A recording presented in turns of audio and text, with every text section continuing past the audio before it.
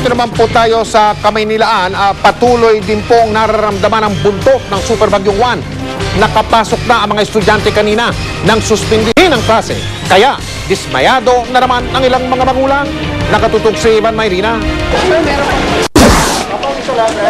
Dismayado ang mga magulang ng mga estudyanteng nagpakahirap para makapasok ang kanilang anak sa kabila ng magdamag na buhos ng ulan sa bandang tanghaling anunsyo ng DepEd ng kanselasyon ng klase. Late po kasi dapat po nag-a-announce sila maaga pa para hindi po nahirapan yung mga bata. Dapat nga nag-aanong konti para yung mga bata hindi mababasa pag tutulog nito, papasukin pa sa mga room na kawawan Kabilang kasi ang mga anak nila sa kakaunting estudyante dito sa Pasig Central Elementary School na sumuong sa masungit na panahon. Konti na lang din ang pumasok.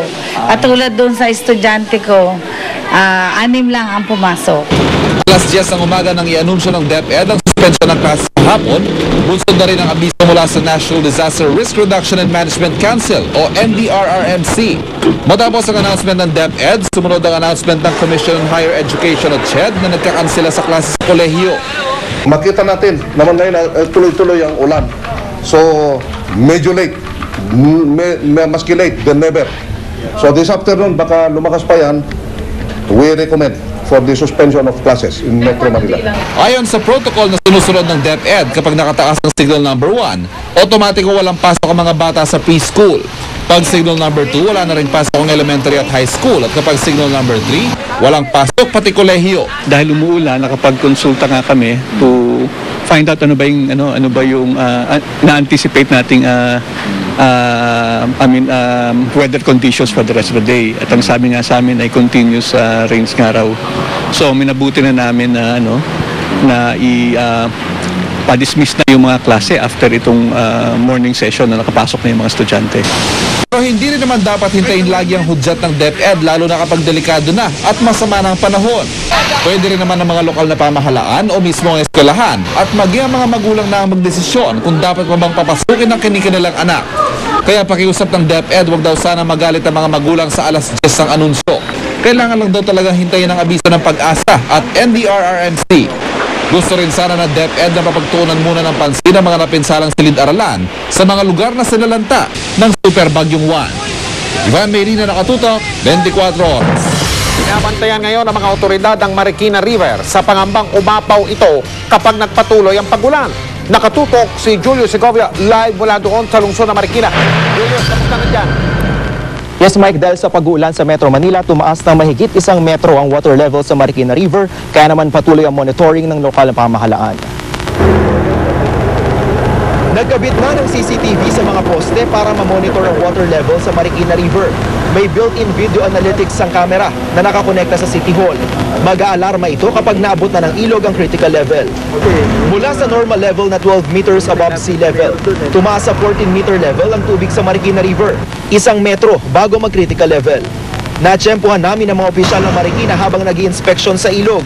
Sa ngayon, normal pa naman daw ang water level dito. Ikot-ikot tayo para personally ma-observe natin kung ano yung movement ng ilog kasi pag malakas ang ulan sa bundok, kahit walang ulan dito sa Marikina, tumataas din yan. Nung nanalasa ang Bagyong Ondoy noong 1 taon, umabot daw sa 22 meters ang water level sa Marikina River. Kaya naman halos naabot na nito ang Tumana Bridge na naging dahilan din para malubog sa tubig baha ang malaking bahagi ng lungsod. Marikina rin ang unang nagsuspinde ng klase sa lahat ng school levels kaninang umaga.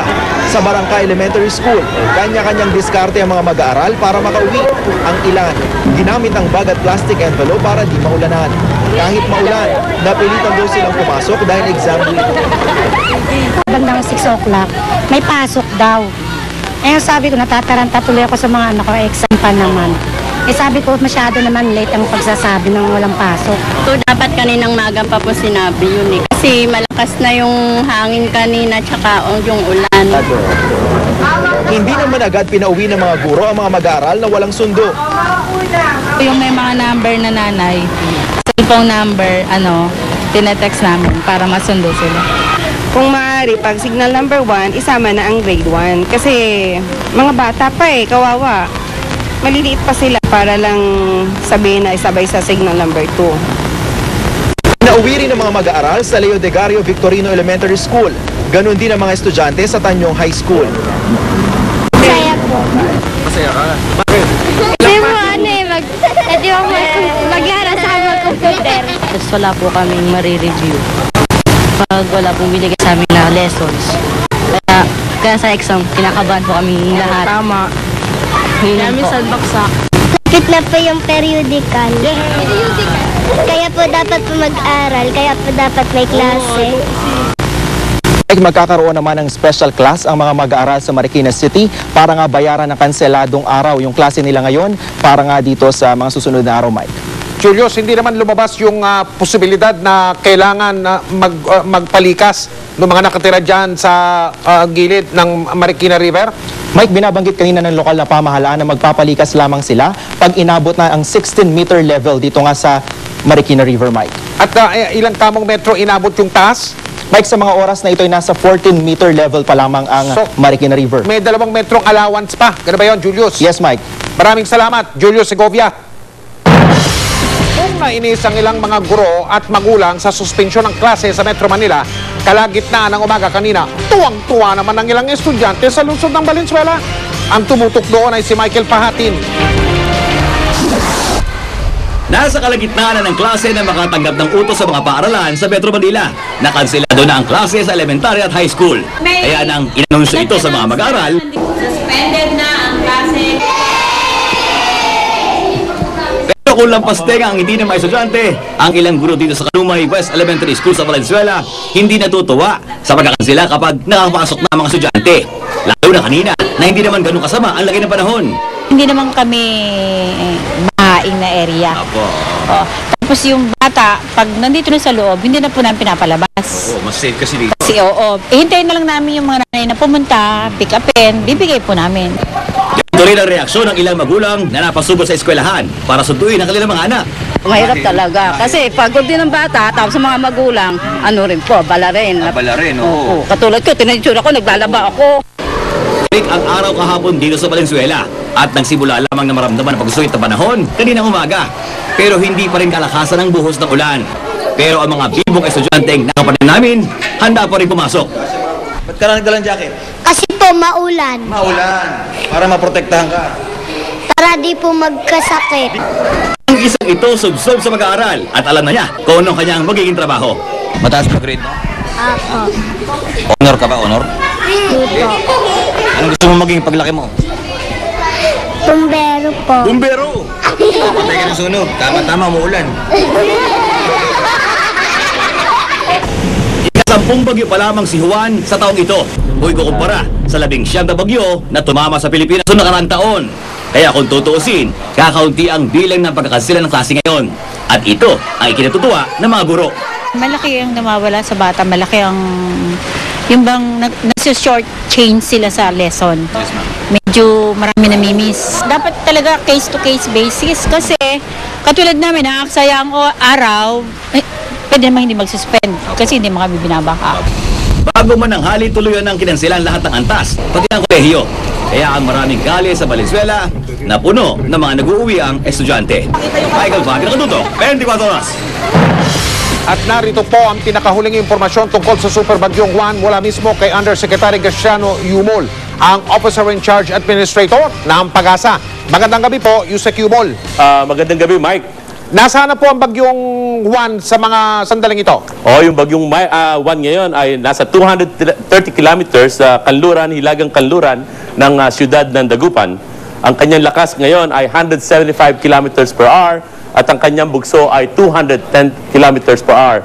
Siya ay gumagalaw ngayon ng 7 kilometro bawat oras ng northwest at inaasahan natin na ultimately lalabas din siya ng Philippine Area of Responsibility.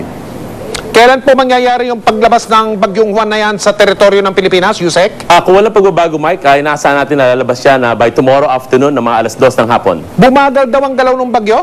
Oo, dahil nagkaroon tayo ng 2 high pressure ridge sa China at yun ay nakipag-interact sa Bagyong Juan. Para lang maintindihan ng ating mga kababayan, no? Yung high pressure ridge, imagine nila na parang bakod. At saka yung bagyo, para siyang jeepney. So yung jeepney, hindi makadiretso doon sa bakod. Hinintay muna na maalis ang bakod bago makaandar yung jeepney. So yung high pressure ridge, papaalis na siya. Okay. Kaya maandar na. Opo, malinaw. Paano po itong ganitong klase ng panahon na maulan, lalo na dito sa Metro Manila at ilang bahagi ng gitnang Luzon at katimugang Luzon, na dulot ng bagyo? Ibig sabihin, magtatagal pa ito dahil bumagal yung pag-alis ng bagyo, Yusek? Dala ba yan? Oo, bumagal siya. Kaya actually, inaasahan din natin na may mga pag-ulan na darating pa. Supposedly, dapat tapos na to. Pero dahil nga sa pagbagal niya, ayan, nakikita natin ang pag-ulan sa Southern Luzon, Central Luzon at NCR. May nakikita ba kayong posibilidad na magrekomenda ng pagsuspinde ng mga klase na naman bukas ng umaga? At the moment, mukhang wala, Mike, dahil alam natin na nagbumove na siya northwestward at ultimately papaalis na siya. Opo, lilinawin ko lang po, Yusek, walang babala ng bagyo na nakataas sa anumang bahagi ng bansa. Tama ba yun? Meron pa, Mike. As a matter of fact, yung, may signal number 2 pa tayo at saka signal number 1 ngayon. Saan po ito, Yusek? Yung signal number 2 natin, no, nasa Ilocos Sur siya, La Union at Pangasinan.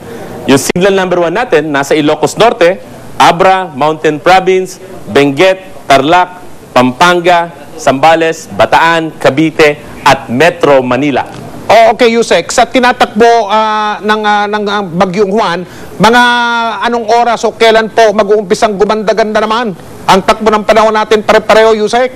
Inaasahan natin na bukas ay gaganda na ang ating panahon at lalo na pag nakalabas na itong bagyo sa ating Philippine responsibility. At least for the next 3 days, Mike, inaasahan natin okay na ang panahon sa Luzon, Visayas, Mindanao. Bukas po ng umaga? Bukas ng umaga, makita natin ang distinct improvement ng ating panahon. Paglabas pa lalo ng bagyo, bukas ng hapon, mas lalong gaganda ang ating panahon. Maraming pong salamat. Magandang gabi po sa inyo, Undersecretary Graciano Yumo, OIC Administrator ng Pag-asa. Maraming salamat, Mike.